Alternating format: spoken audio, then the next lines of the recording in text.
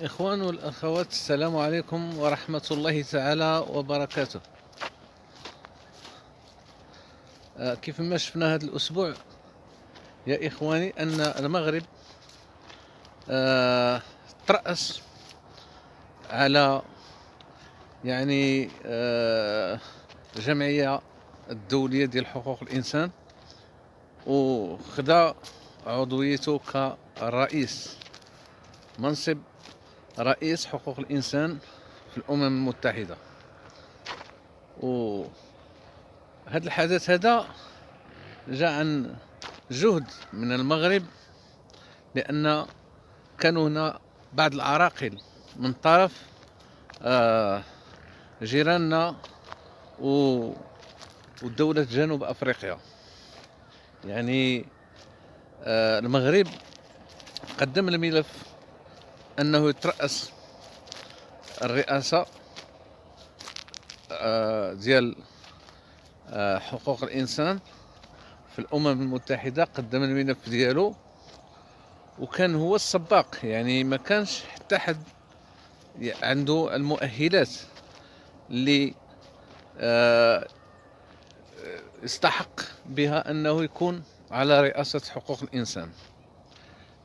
هنا نضت الدولة الجارة وقدمت حتى هي الملف، شارك هي وجنوب أفريقيا. وهذا ماشي على أنهم ينافسوا المغرب، ولكن حتى يديروا له عراقل.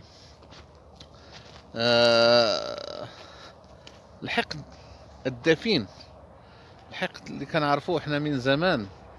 المغرب كلما خطا خطوات وإلا كتحس الجارة بالإهانة، إهانة كتعتبر النجاح المغربي في أي مجال إهانة لها.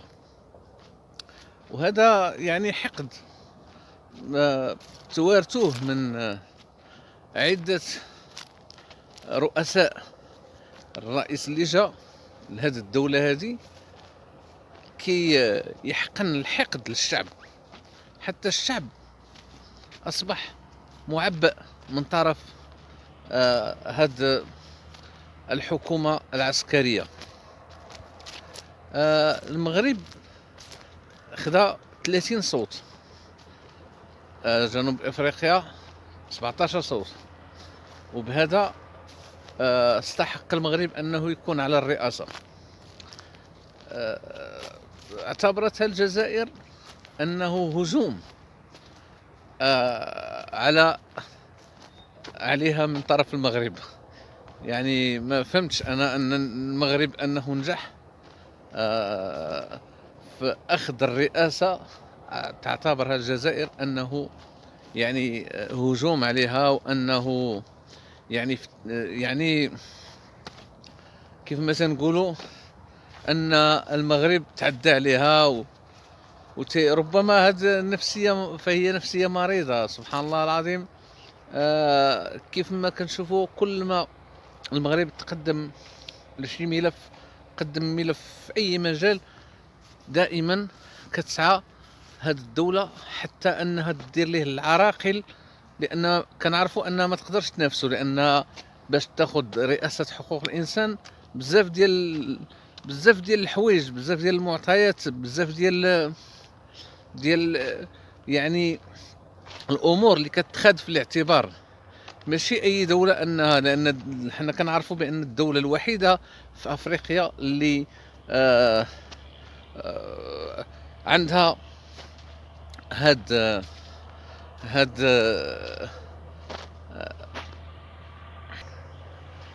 الامتيازات. علاش؟ لان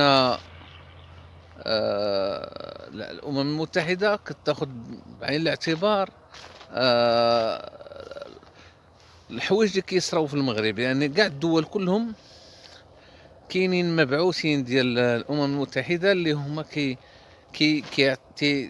تيقدموا معطيات بان الدوله كتمتاز بهاد الاشياء اللي كدير في صالح المواطن، عندها حقوق بزاف ديال الحوايج اللي ما كتمثالكمش جار الجزائر.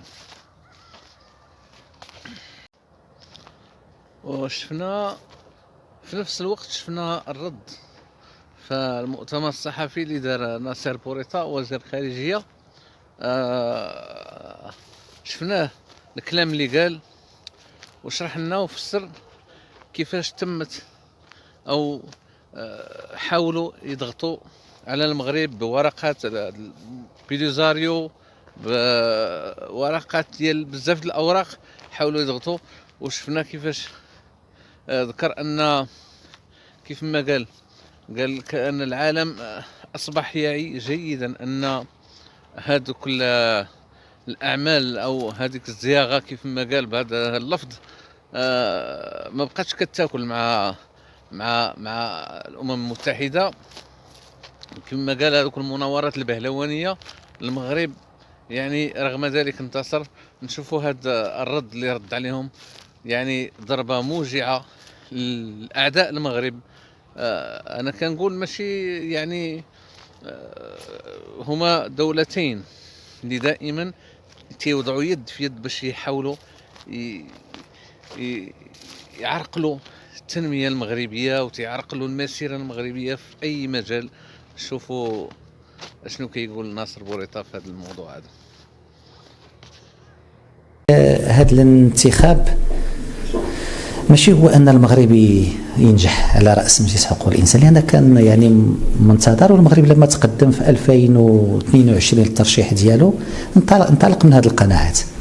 اللي كان شويه هذا هو ذاك التعبئه اللي كانت من جنوب افريقيا من الجزائر لمحاربه هذا الترشيح. اولا داخل الاتحاد الافريقي المغرب كان هو الدولة الأولى اللي قدمت الترشيح، ومع ذلك جات الجزائر جات جنوب إفريقيا وتحداو هذا الموقف ديال الاتحاد الإفريقي وقالوا لا، رغم أن الترشيح المغربي هو اللي كان في وفق الضوابط. فواحد اللي كان فيه واحد شوية ديال اش كيقولوا لها يعني الزياغة، بأن حنا واخا المغرب ترشح حنا غنقدروا نوقفوه.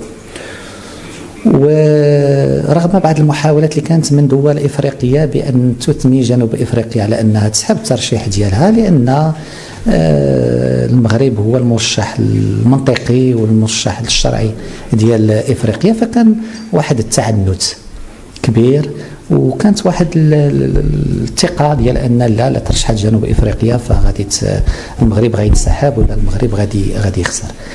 المرحله التاليه اللي بدات هي واحد الحمله إعلامية، واحد الحملة دبلوماسية ضد ترشيح المغرب. استعملوا فيها بعض البيادق المرتزقة اللي في الأقاليم الجنوبية، استعملوا فيها مقالات، استعملوا فيها يعني مساعي دبلوماسية. المغرب لما كان كيدافع على الترشيح ديالو كان كيدافع على شكون هو وشنو كيقدم والإصلاحات اللي قام بها جلالة الملك والدعم ديالو. الآخرين قاموا بحملة ضد المغرب ماشي لأجل ترشيحهم، وتابعتها وشفنا كاع وكاله رسميه ديال الجزائر اللي مقال حول لماذا لا يجب ترشيح او دعم ترشيح المغرب.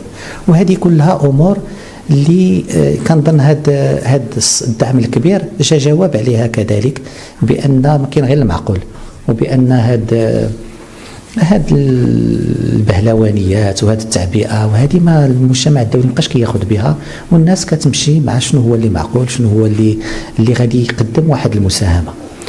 اليوم عاد غيبدا دابا المعقول.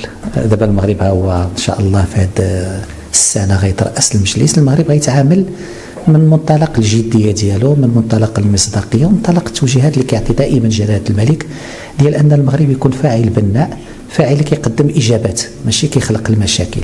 والمغرب غادي يستمر في انه بسياسته المتوازنه داخل مجلس حقوق الانسان باش انه تعزز ذاك التوافق الدولي حول بعض المسائل المرتبطه بحقوق الانسان. اليوم كاين واحد الشرخ في هذا التوافق الدولي فيما يتعلق بحقوق الانسان، كاين استعمال لحقوق الانسان في للضغط على الدول. هذه كلها المغرب غادي يحاول بالحكمه ديال الدبلوماسيه ديالو، بالثقه والمصداقيه اللي عند المغرب بقياده جلاله الملك، باش انه يكون عنده دور ايجابي في هذه الرئاسه هذه، باش تكون رئاسه اللي تخلي اثر، تكون رئاسه اللي كتجيب واحد القيمه مضافه، واللي كتنطلق بشكون هو المغرب قدم نفسه اجابات في مجال حقوق الانسان، تجارب ناجحه وتحدثت عليها، لا من الدستور، لا من هيئه الانصاف والمصالحه، لا من اصلاح المدونه، لا من الحقوق الاقتصاديه والاجتماعيه،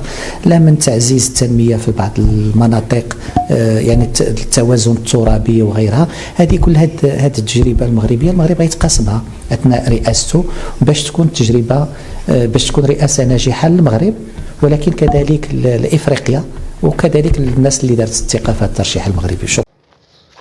شفنا ناصر بوريطة كيفاش تكلم، كيفاش وصف هذا العمل الصبياني اللي تعمدوا هاد الدولتين انهم يديروه، وكان هذا هو الحدث ديال هذا الاسبوع. تنتمنى الله سبحانه وتعالى نجاح ورا نجاح للدولة ديالنا، والله يهدي من خلق. والسلام عليكم ورحمة الله تعالى وبركاته.